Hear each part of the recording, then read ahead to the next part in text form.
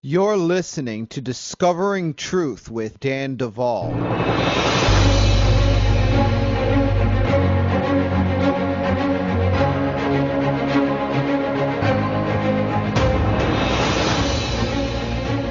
Well, folks, welcome to another episode of Discovering Truth with Dan Duvall. I'm excited today to introduce you to a face you've never seen on my podcast before.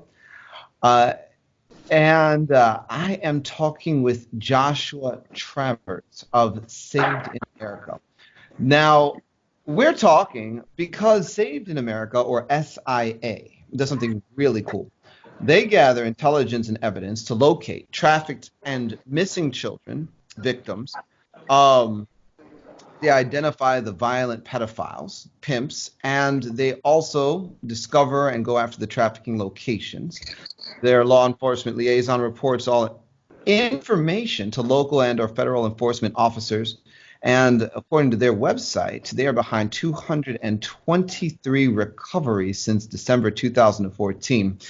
Joshua, welcome to Discovering Truth with Dan Duvall. Hey, thank you very much for having me. Well, it's a pleasure to have you. It's a pleasure to talk to you.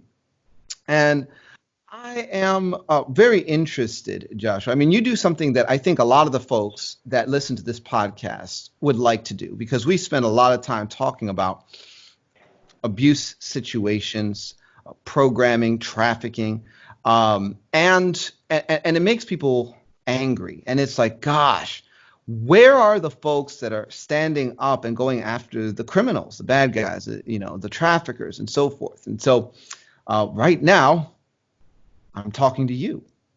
So, how, Joshua, do you find yourself doing what you are doing with Saved in America? Well, it's been an interesting path. For me personally, my background, I was a United States Marine. I was a licensed private investigator since I was 15 years old, and I've been working major cases like that even through the time I was in the military. After my deployment to Iraq, I went to college at Liberty University, graduated there, and decided to pursue uh, Saved in America full time with my father. We actually were reading an article that talked about Navy SEALs going overseas and rescuing trafficked children, and we said, you know, I'm sure there's trafficked children here. And then we read an article about Brittany Drexel, who she was taken here and sold for sex here in the United States. When she attempted to escape, the FBI found out later that she was shot and her body was fed to alligators. And we said, wow, nobody's trying to rescue our children here. It's amazing that we're going overseas, we're doing everything for children everywhere else, but there's an epidemic here inside the United States. And so we started Saved in America using, and as some of the tenets of Saved in America is that every single person is active or retired law enforcement or military special operations. Specifically, we use a lot of Navy SEALs, but we have people from British SAS, Green Berets, Marine Recon, Marine Raiders that have volunteered their time in retirement to come help us. Um, but one thing that we took a step further was we said we'll never charge anybody for Saving America. It's completely free. We will help every parent that we can and charge them no money. Um, and then the last thing, which I think is very important that a lot of people don't think about, is that every single person that volunteers to Save America uses their own time and their own money to get fully licensed and insured. That way, we know that everybody in Save America is fully vetted, not just the military, but also on the civilian side, that they know how to investigate these cases, and that everybody's fully invested in Save America. And I think once we got that up and running, it was, the sky was the limit. And just to update you, we're at actually 238 children saved now. Wow. All right, man. I was actually sitting down. I was invited to a meeting, and I preach and teach and share and do stuff like that. And I was talking to a gentleman, and he really wanted to do what you are doing.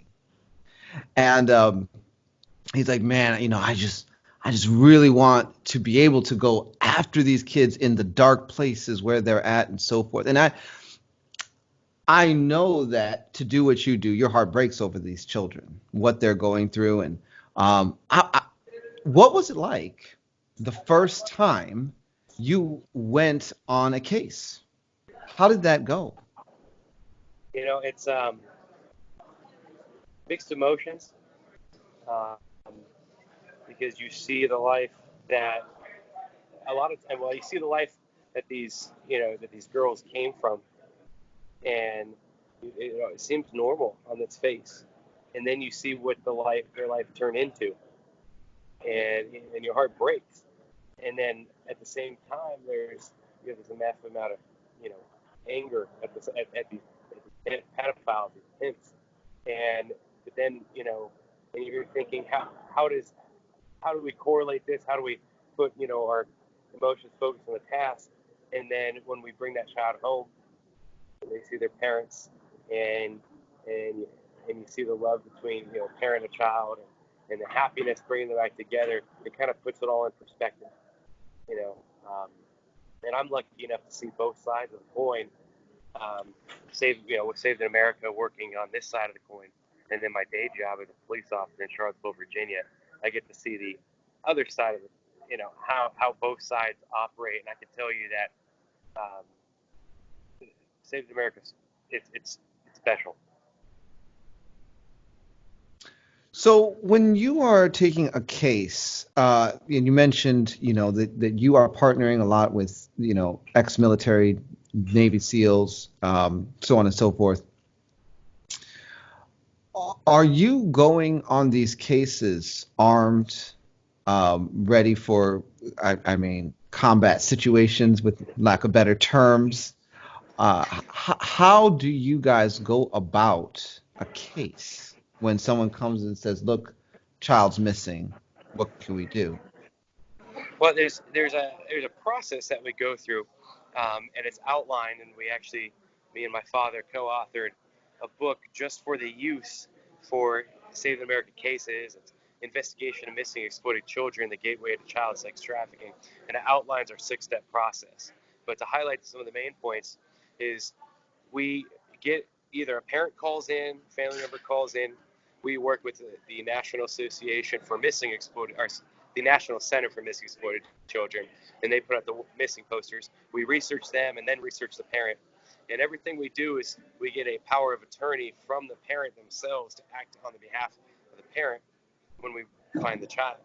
And so, and then furthermore, to answer your question, when we get on the area of the operation, like say we this child is in this area, and we need to go look for and try to conduct a recovery with local law enforcement. We call ahead, talk to the local law enforcement. Like right now, we're in Vegas. I'm currently at the SHOT Show in Vegas right now because we partner with Tannerite, and they put us on all of their boxes of tannerite they're selling. They're putting the Save in America story. But we're also talking to other vendors and stuff because, like I said, we are the law enforcement and retired military community, special operations community. So we do go to these areas, and there's high risk areas. Like right now, we're in Las Vegas. We called Las Vegas PD, let them know we're here. They're meeting with us tomorrow. Um, and I believe they're sending a liaison tonight. We're going to do an operation here in about 2.5 hours. And we're going to go find these girls, and we're going to set up a surveillance perimeter and have law enforcement go in and grab them once we set up the perimeter.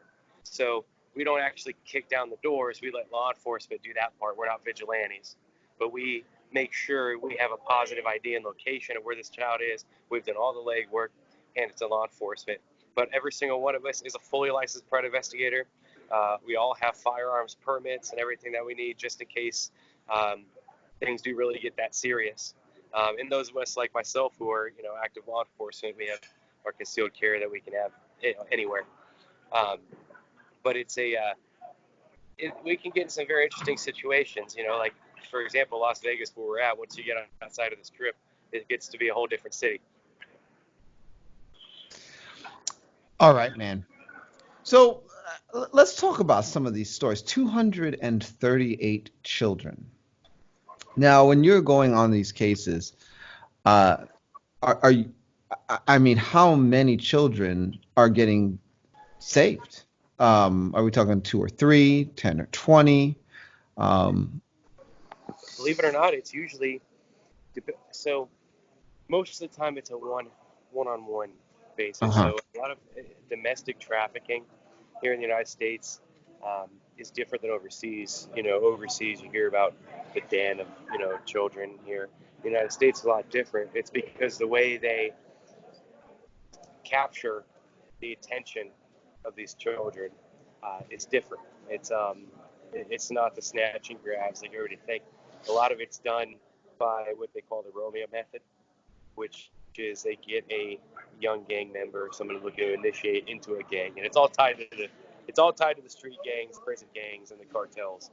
But the lowest level would be the street gangs. They get a young guy to befriend a girl, become boyfriend, girlfriend, start taking her to parties, hanging out with people, and before you know it, it's the whole thing. Well, I'm your boyfriend, and you love me, and I would never do anything to hurt you, so you need to do this for me. And that's how they get them into this. So a lot of our recoveries are one by one. And I'm proud to say in the state of America that we've taken on 238 cases and we've recovered 238 children. Wow. So you guys aren't doing so much of the international sex trafficking and the rings where they're bringing in people from South America or Asia or different, like it's mostly in the US, families who have their children being targeted by predators. Yes, here in the United States, we do have longer reach. We have gone to Mexico to rescue children, but all of the children have originated and they are born in the United States and are here and they're taken from here to other states. Like I said, they've been taken down to Mexico even. So, So, when did you first become aware of the problem in trafficking? Like at so what point in your life? And yeah, yeah, yeah. yeah, I became very aware to it when I was in the military. Actually, in 2007, when I joined the Marine Corps, they give you all the classes, but it's all international. You don't think about it. So it wasn't until 2014 that I really became aware of the problem here in the United States. I really thought it was a fringe issue. I didn't real, especially in San Diego, but I found out later that San Diego is, one of the largest hubs for child sex trafficking in the United States. You got San Diego, the Dallas area. You have them in Northern Virginia actually, and then there's down in Atlanta, and then like around the Fort Lauderdale, Miami area in Florida. Wow. So, why why is it, in your opinion, that Saved in America is filling a void? Where are the challenges that local law enforcement and everything else are having to get more breakthrough in these areas? So what I find, and like I said, I have a very good eyesight into it because I am a police officer on my day job. And what I have noticed is that there is a big gap in law enforcement. Okay. And it's not that law enforcement doesn't care. It's not that, it comes down to people and money. It's so to give you kind of a framework per se. For Saved in America to rescue a child, it costs $5,000 to $6,000 per child, and which is all donated by other people. Like I said, we don't charge parents anything. If it's an operation that we have to bring a whole entire team to and bring our mobile command center to, then it could go up to $10,000 to $12,000 for to rescue a child, which sounds like a lot, but the human trafficking task forces that are set up in law enforcement task forces just to rescue one child is $65,000 in man hours. So, Wow. so we have an organization that's doing it for 1/5, 1/10 of the cost, and we're going out there fully volunteering and taking all that $65,000 man hours and all that time away from the police departments, and we're saying we will do all the legwork and then we'll gift wrap it and hand it to law enforcement for them to come finish the job, and they do the hands-on part. We'll do everything in the background for them, and that's the gap that we fill.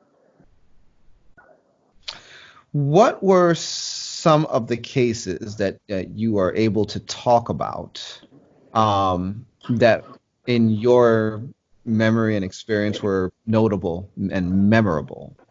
Yeah, we had one that originated in Sparks, Nevada, Hmm. um, and we worked really closely with the detectives up there, great people. Um, Ended up rescuing the girl in Mexico. She was living down there with a guy who was a member of the cartels in Mexico, and we had some operatives that belong to Save America that are um, retired from the San Diego area that spent their careers in Mexico as U.S. cops and doing intelligence there. We found this girl. We worked with the Mexican authorities to actually the federal authorities of Mexico to get her, rescue her, bring her back to the United States. And then we went one step further. So we have an attorney that works with Save America and a law firm that donates their time to us. And they actually went to court and sued the pedophile, him, and got money for her rehabilitation and education. Wow. So we not only took the burden off the parents to find their child, we took the burden away from law enforcement, and we also took the burden upon ourselves to pay for the rehabilitation and education for this young girl. Wow. That's amazing. Um, so this young girl, I assume she was coerced with a Yes, boyfriend scandal. very much. Come with me, and um, At 16. how long was she gone? Um, I my memory serves me correctly, she was gone. I believe it was a grand total of like 6 or 7 months. Hmm. So we had to really follow her because here at Save America we have, there's a golden 72-hour window. Once you get outside that 72-hour window, it gets a lot harder to find, these girls. Luckily, we were able to bypass some of the hard details that come after 72 hours and latch on and find her through geotagging, geolocation, because everybody uses cell phones still for everything. So we were able to do that. So, Wow. So would you say that your tactics that you guys have developed here at Saved in America are possibly more effective than whatever the police forces are using? I mean, you could take a, what did you say, $65,000 cost to $5,000 to $10,000. I mean, that's incredible. and I wouldn't say it's so much that the tactics are so much different.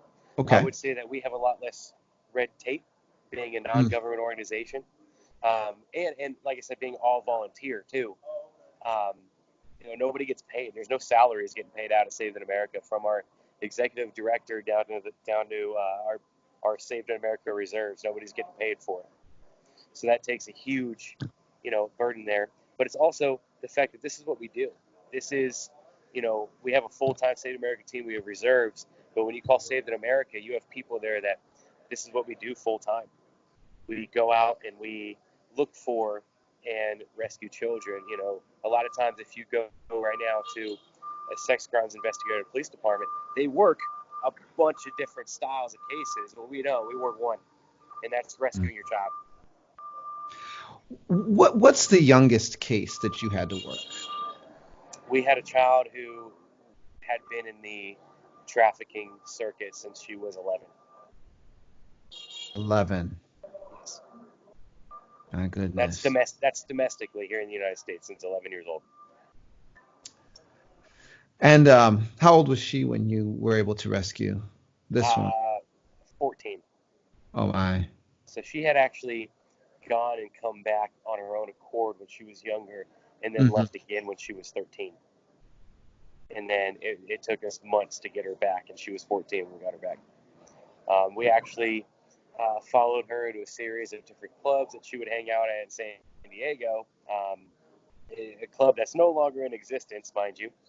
And that I actually went undercover in that one, into the club, and to see the club operations, to record the illegal activities going on inside of there and try to look for her, and actually gave all the information I had to the law enforcement down there, and that same club ended up getting shut down. Wow. Okay, now I have to ask you this. It's kind of like a little bit of a sharp left, but it's somewhat relevant, I think, Okay. because it's all over the news anyway, right? R. Kelly. Okay, Okay. you're laughing, but I mean, Sharp left. No, you were right about the sharp left. That's what I'm I laughing mean, about. But go ahead. right. It's a bit of a sharp left, but I mean, here you have a pop singer that, legend almost until more recently when all this stuff came out and everyone's looking at him like, okay, you did it. You did it. There are two docu-series out at this point talking about how he did what he did with these women, how he manipulated them. And I mean, for all intents and purposes, he locked these women up and made them his personal sex slaves and so on and so forth.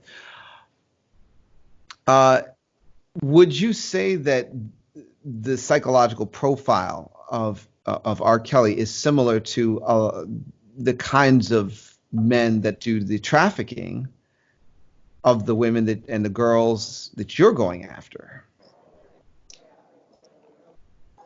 Yeah, I would say that is very similar, because you got to understand most of the domestic trafficking here in the United States. Like I said, it's a triad. It starts at the very top. You have cartels that control the prison gangs in the United States, and every single gang on the street pays homage to a prison gang, and so they all have the same mentality that they will use and abuse, and it's a little different maybe on their level, and I know it sounds terrible for me to say this, but they don't see these girls as human beings. They see, I could sell a dime bag down the street, 100 or 1,500 times, 100, 15,000 times. Like I would have to go out and do, this thousands of drug deals, right, to make $150,000. Or I could sell one child for 1 year and make $150,000. And so their mind of putting them into slavery may not be for personal pleasure when it comes to street gangs per se. Theirs is, I'm going to make the most amount of money I can off this child. So, talking about the traffickers, um, how do you see the traffickers being groomed? I mean, I'm sure that you've had to look at it from that side. You have a baby born. Mm-hmm. It's a baby, right? So baby doesn't just become a trafficker when they grow up because in, third grade, the teacher said, hey, would you like to be an astronaut or, a chef or a trafficker? Right. Do you see traffickers getting groomed? Yeah. So you're yes, and a lot of your traffickers, you might not even recognize them if you saw them. Just like some of the girls involved in this, we've had girls that were involved in this, that were involved with these gangs, with these pimps and pedophiles, with them every day, that were still going to school, that were still there. Um, I would tell you that I would almost every single, if not every single high school and middle school in the United States has a member of a gang in there that's a recruiter for child sex. Is it that extensive? Yes. Wow. Yes. So now this leads to another question, right? And I'm kind of baiting you because I do have a bit of insight and insider information to some of this world. Obviously, I believe you know more than I do, especially because I mean you are in it knee deep with what you guys are doing in that area. How do these middle school and high school girls stay safe after being rescued if it's so um, invasive? A lot of it is, and this is, so we at Saved in America have kind of done the research. We've done it. There's a with some professors down at Point Loma Nazarene University. They've done a lot of the research on rehabilitation, everything like that. We've worked with them, and we've seen that the best way for these girls to, once they are rescued, Mm, is to go through rehabilitation, and usually it's a long term. And so what we do is we do try to raise the fund for that. And what we're doing now at Save in America is we're in the process of gathering support for a short-term transitional housing to start the rehabilitation process. So basically, the girls would come to for a stay of up to 14 days, while Save in America looks for and finds permanent, almost like a year-long treatment where they have full-on education services there and everything, but it gets them away from everything, built and takes them from where they are and builds them back up into these strong young women that they should be, versus these victims that they were. mm, mm, mm, mm, mm. Okay. And that I'm going to be honest with you. Transitional housing is so important for so many reasons. That's one of the things that our ministry, Bride Ministries, we've been working towards. We're actually saving up, and of course, from our perspective, we're actually looking to serve primarily survivors of satanic ritual abuse, trafficking, some of the darker stuff. But it's so necessary because sometimes you really have to take people out of the environment they were um, I criminalized. And I want to ask this. Okay, drugs, drugs and trafficking. Have you rescued any any victims that were not subjected to drugs in the course of their trafficking? I cannot think of one. I'm pretty positive. I would have to dig very deep to even find one that had not been subjected to some form of narcotics. Um, and I think I include alcohol in that too, but even deeper than that, um, any, no, I mean, narcotics is almost involved in every single case.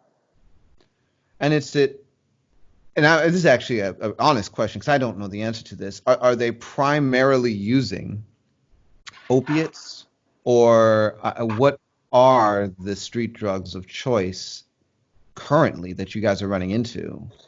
I mean, besides the obvious alcohol and marijuana, we do run into a lot of heroin. We've ran into ecstasy. Um, we have some of the other drugs I haven't seen as much. Some of like the crack, meth. I haven't seen that as much. I have seen cocaine. So your basic, a lot of it is going to be run your basic, whatever you would think you would find at a party. That's a lot of the drugs that are being used and are being used to keep these girls addicted to their captors, for the lack of a better term. So when you look at guilt, okay, and this is it, I think this is a very interesting question, right? Um, in a middle school, you have a guy or a girl that works with a gang. That's 12. Recruiting for them another 11 or 12-year-old child, becoming the boyfriend or the girlfriend or whatever, and then moving them into that world. Who's guilty?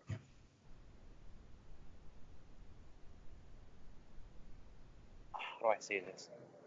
Um, And how are like the legal firms that you guys are working with approaching this question?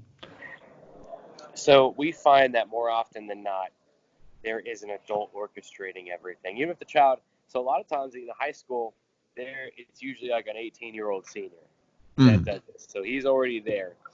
A lot of times they might bring him to a house that's owned by an adult. So that's what we target right there. But to a certain extent, and this is we're going to be a very touchy subject, and I'm sorry, but parents. Mm. And the reason why, and it's not parents are selling them or anything. It's not that. Well, lot we've of it is we've seen that as we well have, at our ministry. We've seen the parents selling the kids. So go ahead. but we have these things. Hmm. Everybody carries them. A lot of parents don't know what's going on them, Oh, and we're seeing Instagram now. We're obviously Snapchat, Facebook Messenger. Even though Facebook itself isn't huge, Facebook Messenger is still huge in this thing. Apps like Telegram, where you send a message, it automatically deletes. There's the federal law enforcement has actually put out a very good article, and if you search it online, but it's a different apps to watch out if your child has it on the phone. But this is right here the number one culprit today in child sex trafficking is this cell phone. It is without a doubt the social media is without a doubt the best and worst tool for society. wow. Um, so, goodness, goodness, goodness. So what do you tell parents? You say, okay, Joshua, help us out. So I'll take it one step back. Hmm. Um, if if a parent right now thinks that their child might be involved in this or is at risk of this or has been taken, first thing, law enforcement immediately. Put in your missing child report. Second, the National Center for Missing and Exploited Children. Put a wanted poster out there. Give them a current photo. Always take current photos of your children. If they change their hair color, get a headshot. If they, change their haircut, get a headshot. Pass it on. And then immediately after you've done those two, or while you're doing it, contact us, saveamerica.org, and we will get to your child. And the biggest thing you'll have to do is, for parents leading up to this point, is don't let your child have privacy. It's your child. If you give them a phone, it's your phone, not their phone. You have the passwords to everything. You look through everything. You keep tabs on what's going on. In my law enforcement career, I've gone into a house before for, a child that committed a crime, and parents let me into the house, but said you can't go into the child's bedroom because it's their bedroom. I don't even go in there because it's theirs. And I'm like, no, you own the house. They're your child. You have responsibility. So, yes, one of the biggest ways for children not to be caught up in this is for parents to take personal responsibility for their children and make sure you know at all times what they're doing, or you do your very best to figure out what they're doing at all times. Do you guys run into cases where trafficking that you because you mentioned that sometimes the trafficking begins while the children are still living at home? So, What? go ahead. Yes. What are some of the signs here? Go ahead. So, a lot, a lot of times we find it starts while the child is at home.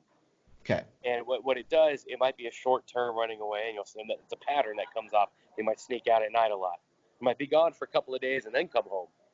Hmm. Eventually, though, they will leave completely and just not come back. But it always starts. It starts small, for a day at a time, a couple of days at a time. You'll notice, people coming around that are just a little bit, that don't belong at your house. You've never seen them before. Your child might get messages from a bunch of different people. Might go to this party, that party, and it usually almost always starts at home. It doesn't just come out of nowhere that they leave with this trafficker. Wow. I remember years ago I met a family, and this was actually before I started doing, for those of you that are listening to this podcast, this was long before I started this podcast, Discovering Truth.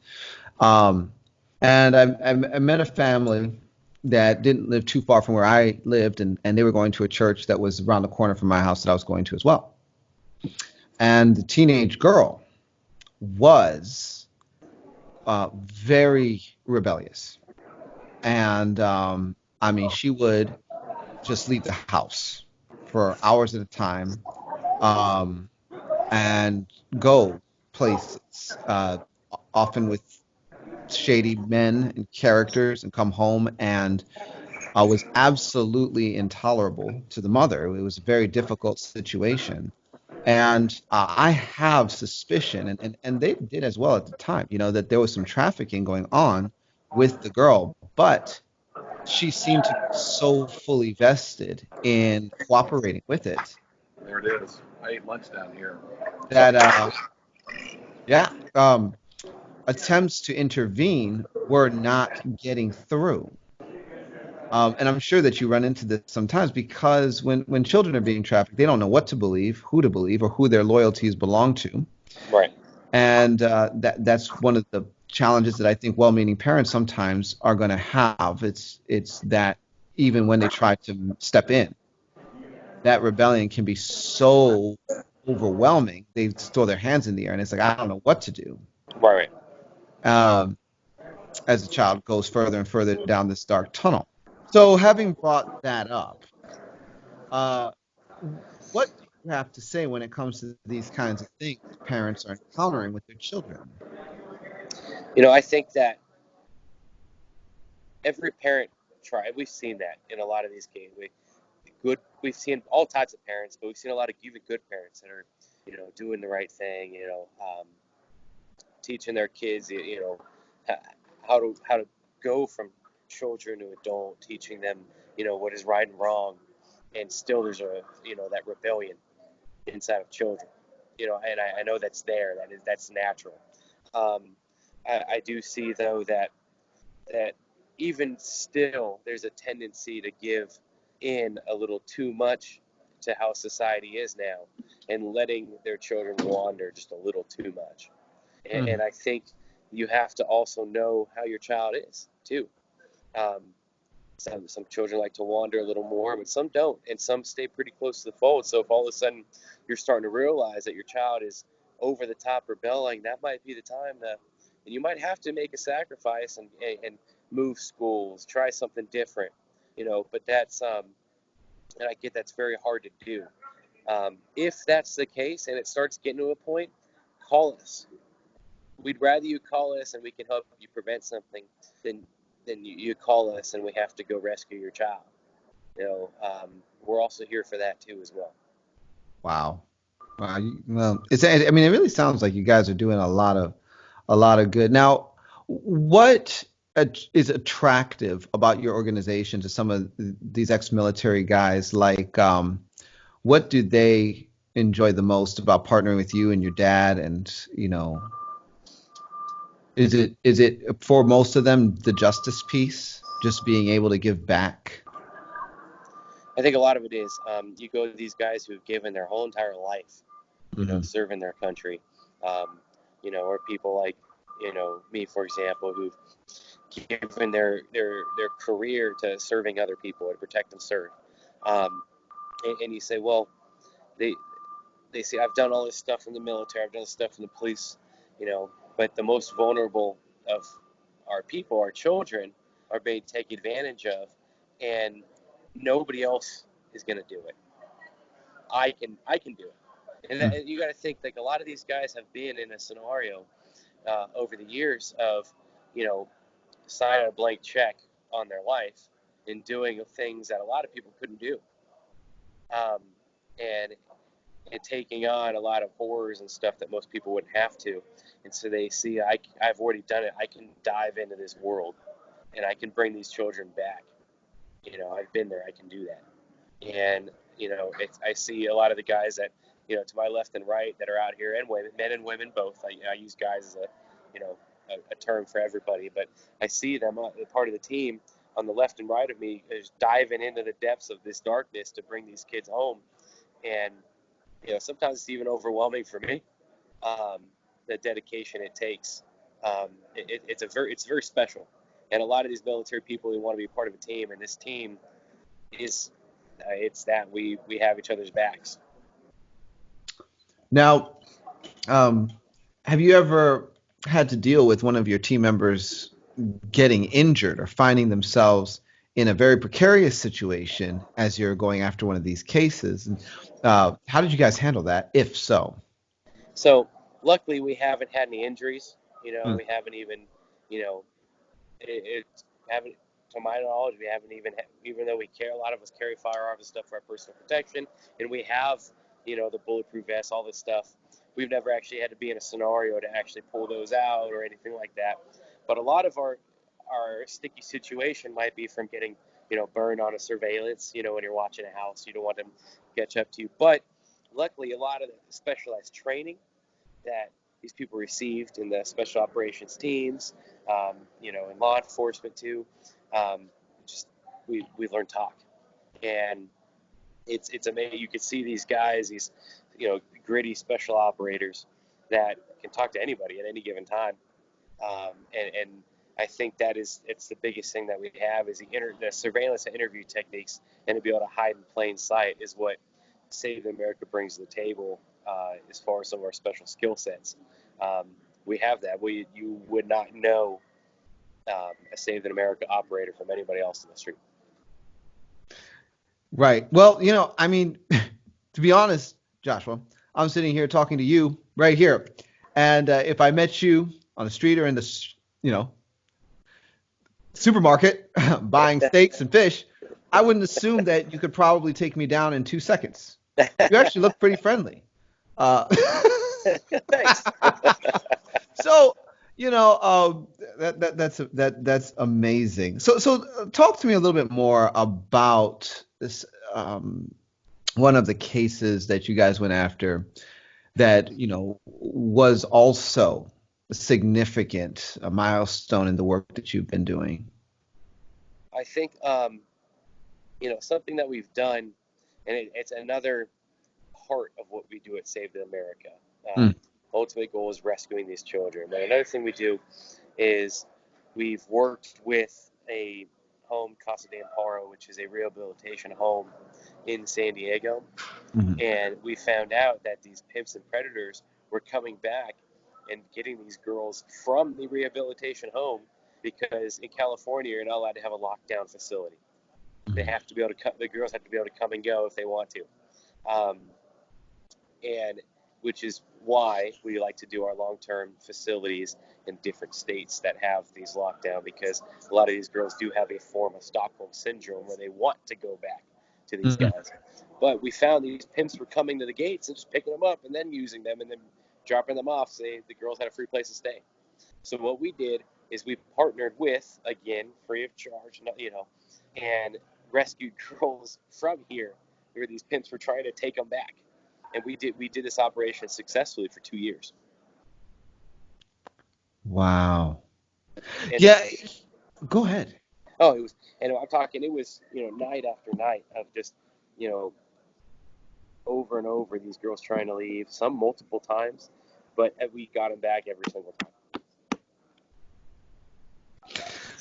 And do you ever find it disheartening, this part of the job, where, it's like, because it's not cut and dry. And I think that this is a part of the story that, is certainly where our worlds really merge, because here we do a lot of ministry, and we break what I call programming can be a version of Stockholm syndrome in many cases. It's that desire to please the abuser, to return to the abuser, to cooperate with the abuse, codependent relationships, all this stuff that really ties people down.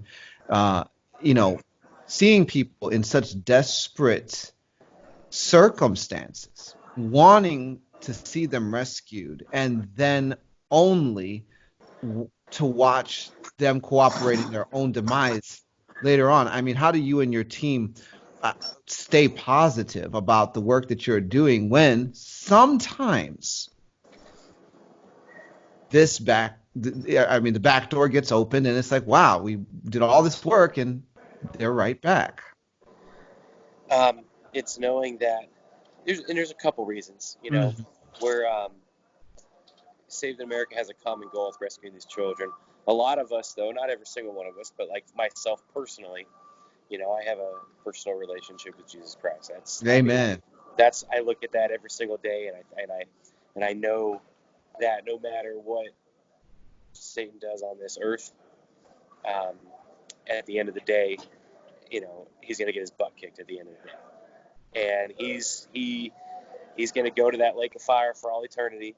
And so no matter what he tries to do here, he's not gonna win.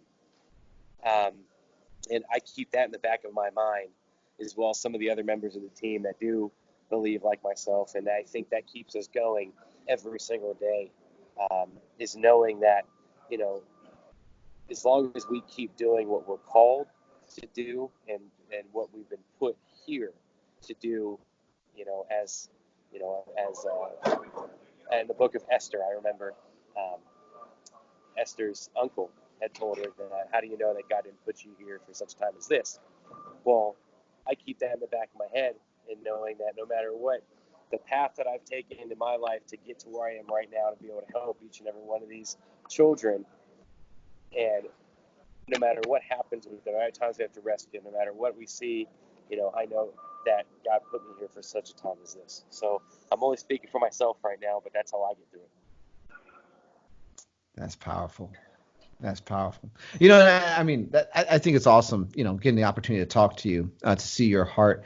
Uh, I have worked with a lot of folks and seen a lot of situations myself. And, you know, learning to look at people through the lens of Jesus Christ, through his heart, is really big.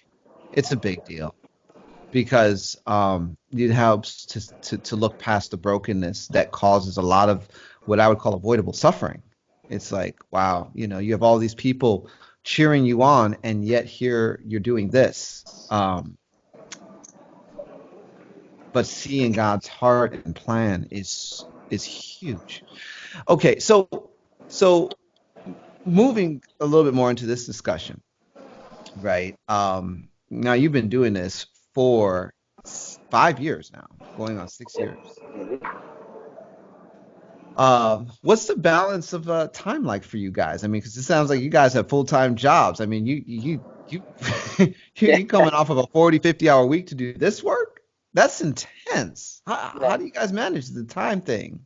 Um, you know, like I said, speaking for myself, I grew up with my father. He's a single father, and I watched him, you know, have to build up, a company, take me to school, be there for all my, as many sporting events as he could. He, was always in the ministry, and then he went on to own his own investigations, staying on his own, to be a little smaller than he was, and he'd be able to branch himself out. And I watched him work growing up, and he taught me the same work ethic. When I was in high school, I played 3 varsity sports, throughout high school. I was a member of the band. I was a Orange County Sheriff Explorer growing up, so I was always super busy, always doing a bunch of things.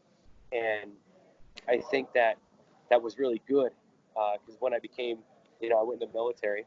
I didn't just do the military. I kept my private investigations on the side. I kept this going, and I think a lot of it is just, for all the members of the team, being in the special operations community, it's not like necessarily the rest of the military, where you have one job. They have every job. They do everything, and they're always working. Um, and for police officers, for example, like, which I've been learning firsthand since I joined the force, with, it's not just that you're, a police officer. You might, on your days off, you're still working, cases that you worked when you were away. You're, trying to make up time with your family. And I know now, for me, for example, I do this pretty much, almost full time. I work, 50 to 60 hours a week at the police force. I'm a high school wrestling coach, so I do that. I just started a wrestling club, for the area that I'm at, and the first women's wrestling club in the area. Um, and then, also I try to teach, a small group, where I'm at too. Um, so it's a lot of it is, like I said, just knowing that there's a short time. Life is but a vapor. You're here on this earth. You have a calling, and you just got to get it done. And I think I know for me personally, if I were just to stick to one thing, that's not necessarily the talent that God gave me. God gave me a talent to be able to administrate and to be able to do a bunch of different things and do them well. And so I'm taking what the talents that He gave me, and I'm just working with it. And I think all the guys on the team, whether they know it or not, are taking the talents God gave them and using it to the best of their ability. That's good. So basically, you're just really, really, really busy. You know, it's one of my heroes growing up. Oh, I was always into fitness. And it was Arnold Schwarzenegger growing up. And I remember he had this speech that he did at Stanford, and it was a joke, but he said that when he wanted to be successful, he slept 6 hours a night. And people were said, well, 6 hours, that's not a lot. You need 8 hours of sleep. And he said, I don't know what to tell you. Sleep faster. So I just sleep 6 hours a night, so I get it done. wow. Wow. Well, yeah, I'm right there with you. I mean, sometimes if you really want to move the dial, you're gonna have to do more than 40 hours a week. It's Oh, just you are. that the 40-hour work week is a bit of a pipe dream Yeah. if you're gonna shake anything at all. And Right. I am right in that boat with you. So praise God for that. So okay. All right, so you guys have now come and saved 238 children. Yep. Hopefully, we'll make 239 tonight because you guys are running a case where you're at. Yes, we have the briefing in an hour and a half from now. My goodness.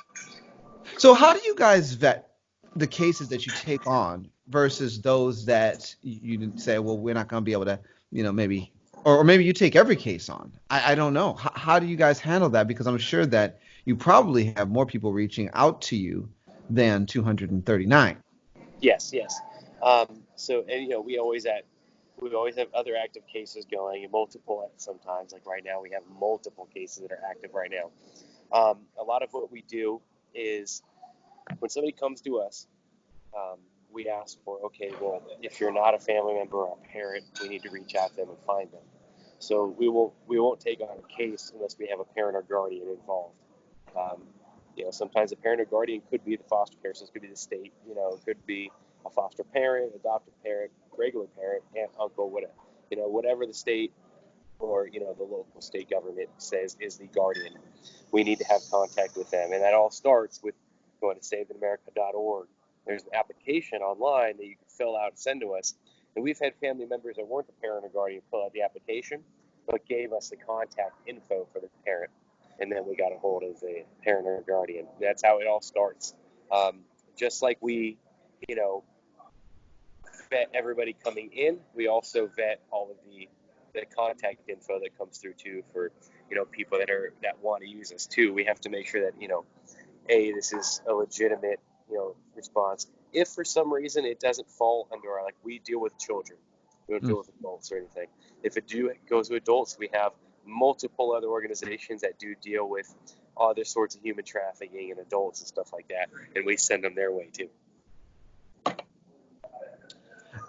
Has any of your work ever led to a whole ring coming down to this point? Without giving. And if you can't answer that question, don't answer that question. I understand. No, you're fine. You're fine. I'm just gonna say yes. I can't give the details, but yes. Wow. So, SavedInAmerica.org. That's where people will go if they want to get a hold of you guys. Yes, if you are a retired special operator, retired military police, or an active or retired police officer, and you want to join the team, there's a Join Now section. If you want to contact us, there's a Contact Us section. There's also, and like we said, we don't charge parents anything. We don't take a salary. We shoot for at all times almost every single cent that comes in Saved America to go right back to operations and recoveries. And but we still operate off donations. So there's a donate section at SavedInAmerica.org. You can one-time donate. There's also an ambassador program where if people want to give from their hearts every month, there's an ambassador program as well. That's amazing. Joshua, it's really been a pleasure getting to talk to you, getting to get a little bit of an inside scoop on all the things that you guys are doing. I really appreciate you taking some time out of your day to talk to me. Oh, thank you so much for having me. It's been a blessing, and I've done tons of podcast interviews, and but being talking with an organization and a ministry like you with some like-mindedness is really nice. So That's amazing. And who knows what the Lord has down the road because I'll tell you what, there are some people that are listening to me, maybe reaching out to you. And praise God that you guys are out there. Now, just one final thing. Do you guys operate in all 48 lower states from, California to, Massachusetts? Or do you pretty much have just a few areas and regions that you primarily do your operations? no, we'll go anywhere. If you need us, we'll go there. We Wow. have a network of Saved in America, and that's what we have. The active duty team is in the San Diego area, but we have a network of reserves that span the entire country.